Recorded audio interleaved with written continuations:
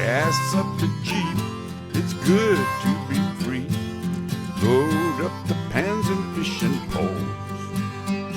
The highway is long, the wheels turning round. Pack up the cook stove and the bowls.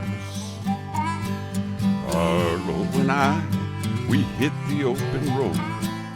Arlo and I are on the road. Hey everybody, we are out and about again today. We just had a big rain last night, which is super nice. So it's nice and cool. You can see the clouds back there. When we were out yesterday, actually we have a special guest today. It's actually Arlo and Lucy and I are out, but we have a special guest today. Our daughter Keely is here with us.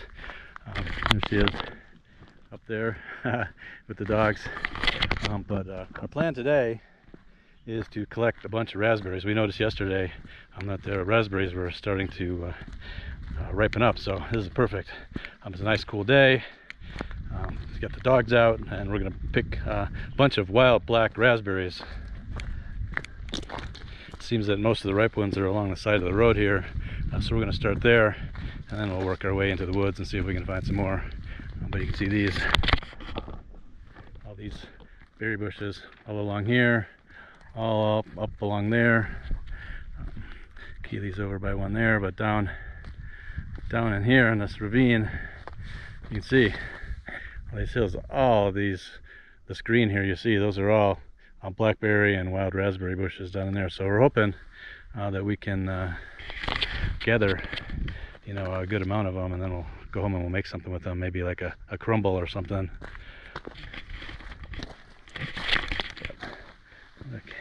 Look at that, you can see that. See, there we go. Yeah. Those. It's actually quite a few berries here. Well, this won't take very long at all. To pick enough, for a crumble or two. And I have some small little baking dishes. We can make a couple of small ones.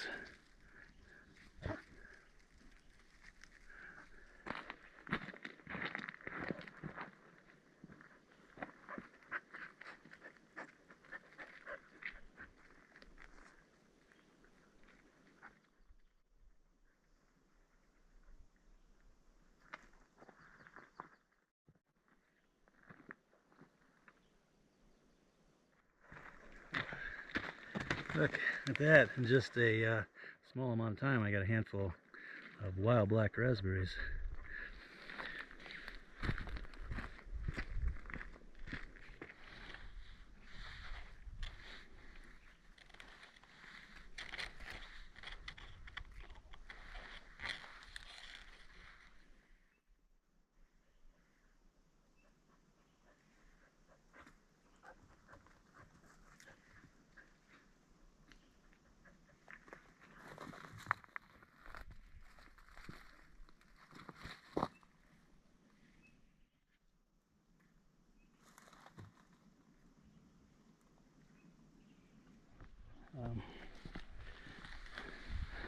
Sorry.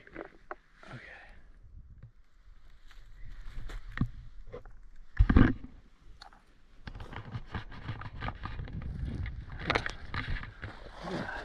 There's just berries everywhere.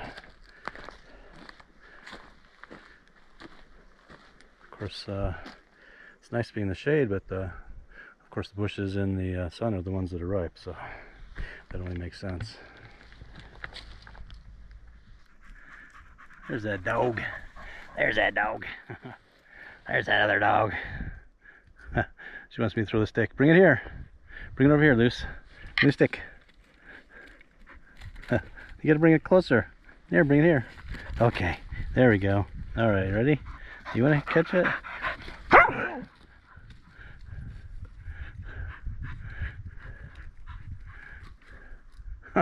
That's it? Arlo's not too thrilled. Yeah. Oh, all right, Luce. We'll throw it a couple times. Ready?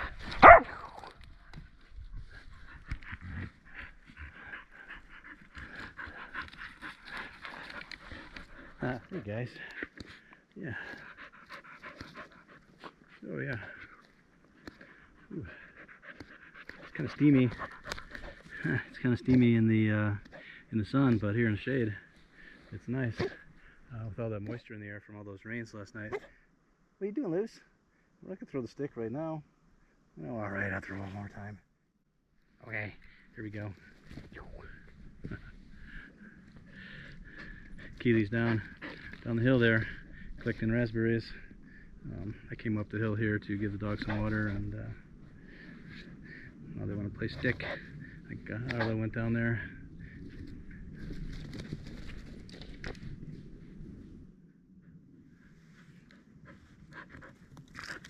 But like I was saying, it's a little steamy out in the woods here.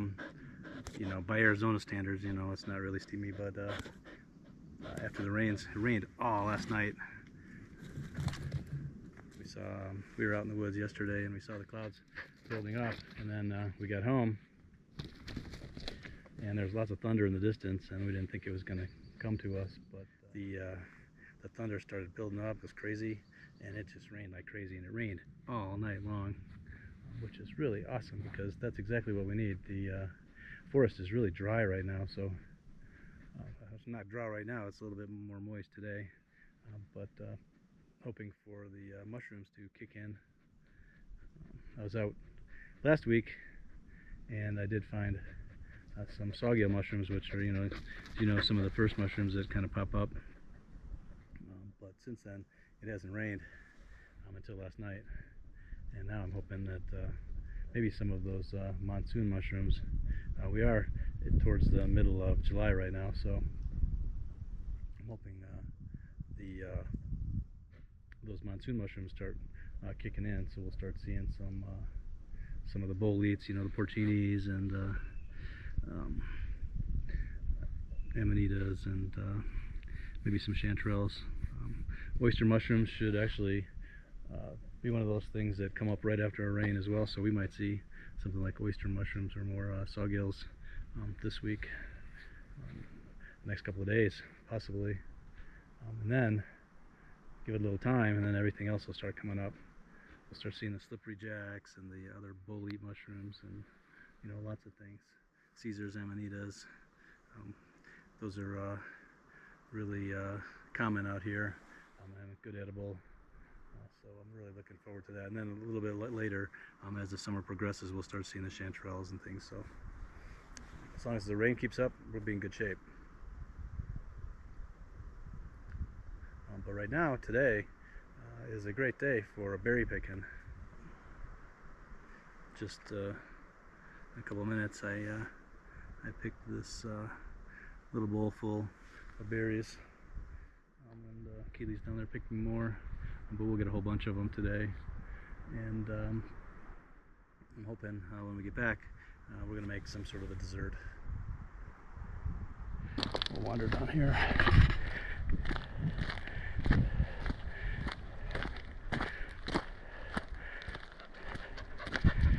There's Arlo. Hey buddy. There's Lucy.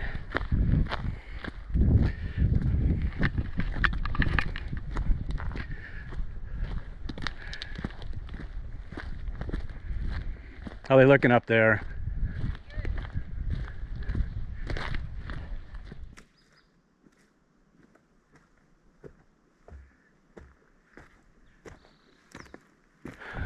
Yeah. Oh, look at that. Look at all this. That's pretty good. Yeah. Yeah. It's hard to pick them down in the ravine there. Yeah. It's all super stickery. Yeah. We got a bunch of them now. Yeah.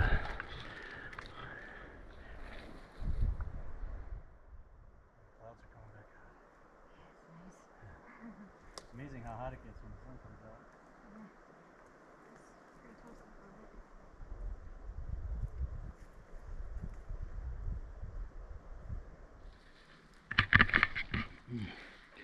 bit. I love these. Difference between wild raspberries and raspberries you buy in a store is so, the difference is so huge. It's like they're smaller, but they're way more intense. Really really have that super raspberry flavor.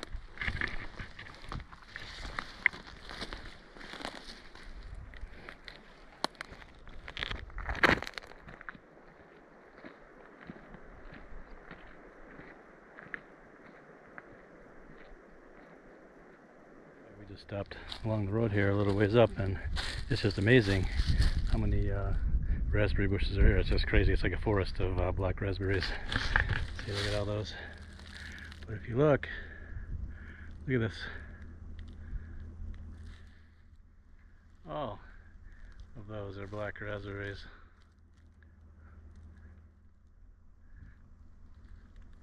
Huh. Is that insane? Is that insane or what? They seem to like these open sunny areas, these where I can see where the forest fires have gone through in the past. There's a lot of dead trees. Look at that. So you can see a lot of dead trees. But down below, all these fields, they're just all completely filled with raspberries. So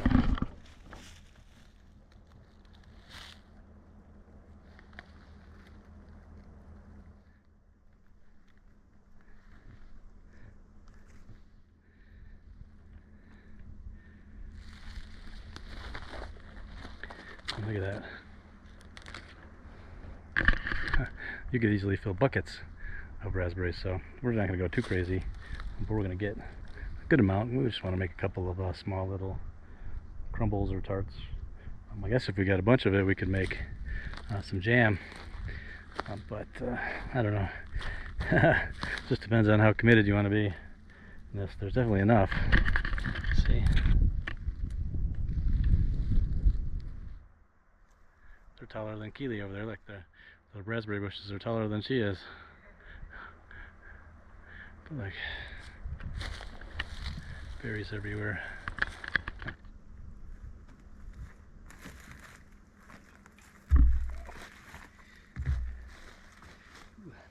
Pokey, pokey, pokey.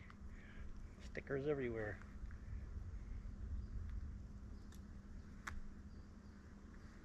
Oh, I can hear some thunder in the distance. I'm hoping this afternoon that's just the monsoons will build up again and we'll get some more rain. I don't know if you can hear that on the camera.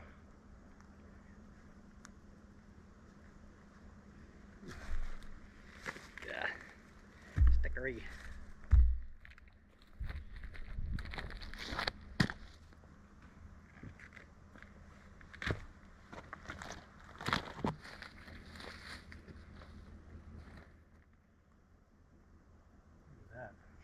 That's a lot of berries. Yeah. Look at that. All those hills down there and up here are all filled with these berries. There's so many raspberries that we've kind of altered our plan. We were originally going to come out here and pick maybe a couple of pints of raspberries and make a couple of little crumbles. But there's so many.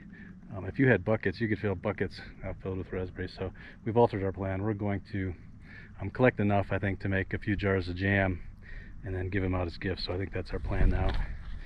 So we're just going to continue collecting berries and then head on back to the kitchen where we will catch up with you again, and we will make some black raspberry jam.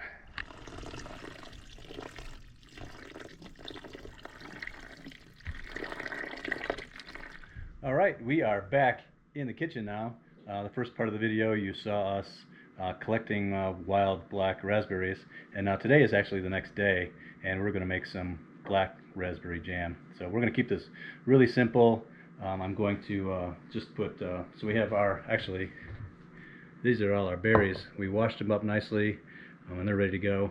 We have about over 10 cups of berries here, and then I have 6 cups of sugar, and I have a little bit of lemon juice, which I always like to put in my jams. Now, kind of looking at the Ball Blue Book, which is kind of the standard, and I was looking at a berry jam, and it says 9 cups of crushed berries with 6 cups of sugar. So what I was thinking, I'm not going to smash them up yet, but I know I have over 10 cups of whole berries, and if we smash them, I think we'll be down to about 9. So I'm kind of going with that ratio of berries to sugar that's in that book. So it's 9 cups of berries and 6 cups of sugar, and that's what we're going to go with today. So we're going to can these actually as well. I have the water, like I said, boiling on the stove. I'm going to put the jars in for about 15 minutes. We're at about 7,000 feet here at our cabin, so I think that's going to be the perfect amount of time. That's the amount of time that I've water bath canned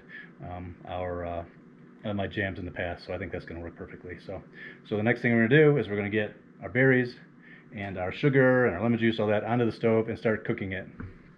All right, so we are at the stove here. We have our, we say 9 cups of blackberries, and to this we're going to add 6 cups of sugar. Keely's helping me.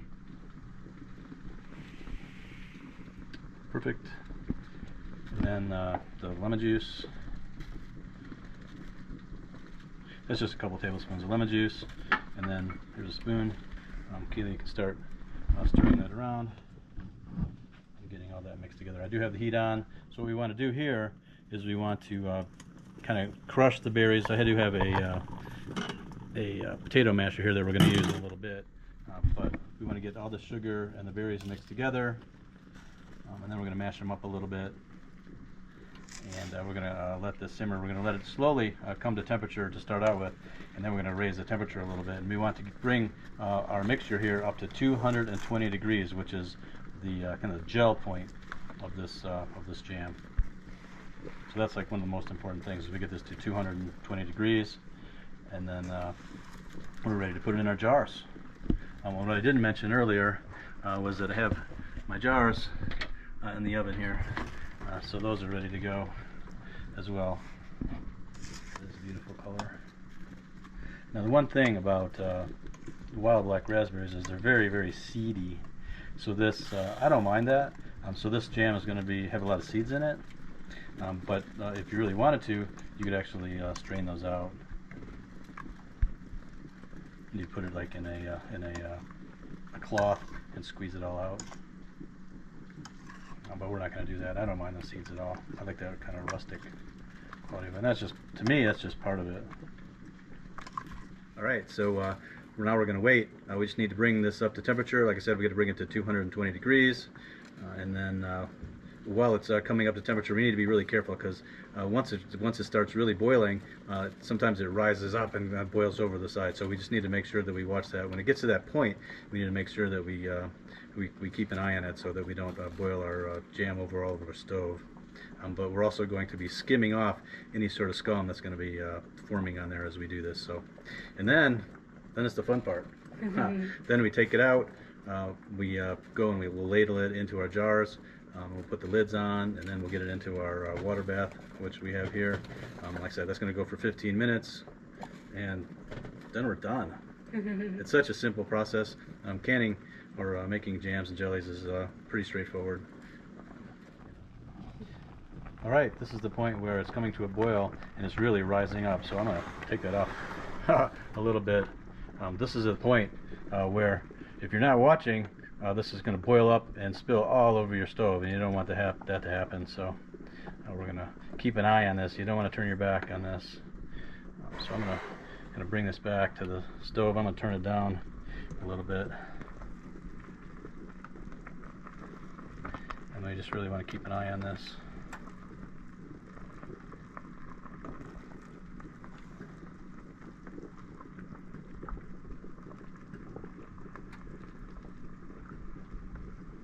This is also the time to start skimming off some of this foam that's in here, because we don't want that in our jam. So put that over there.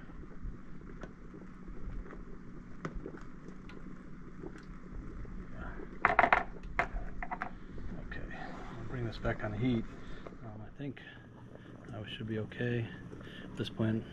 I did turn it down a little bit. All right, there we go. Look at that. I think we're just about ready.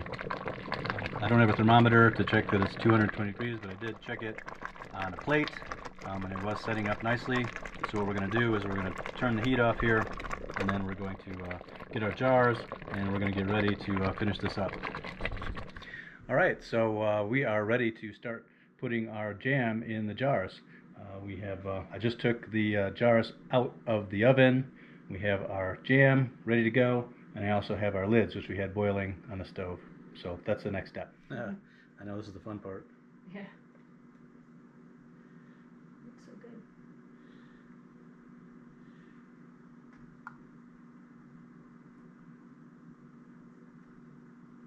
I'm going to try not to drip it all over the sides of the jar. But we'll see what I can do.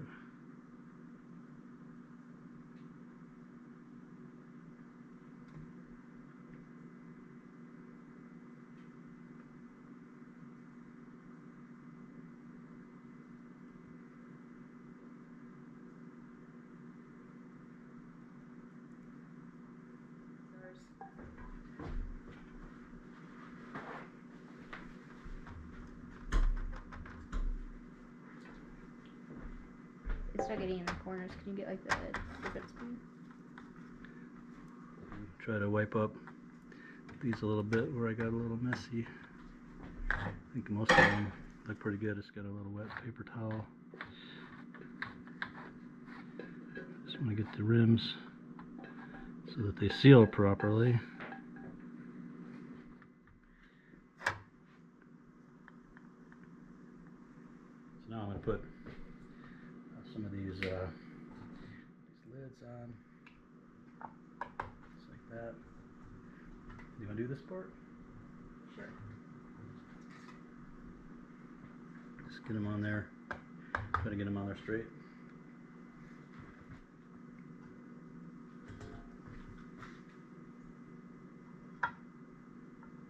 We're going to put the rings on anyway, so it'll be fine.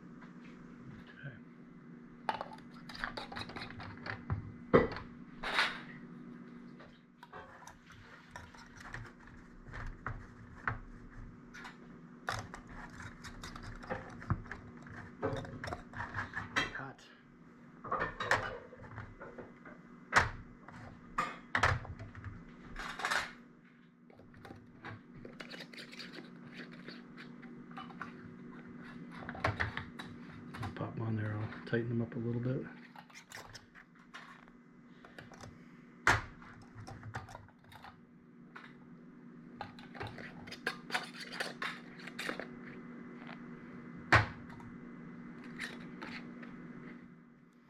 Okay.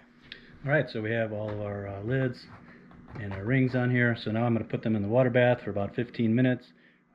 I don't have enough room. I don't have actual canning equipment here, so we're doing it in the largest pot we have.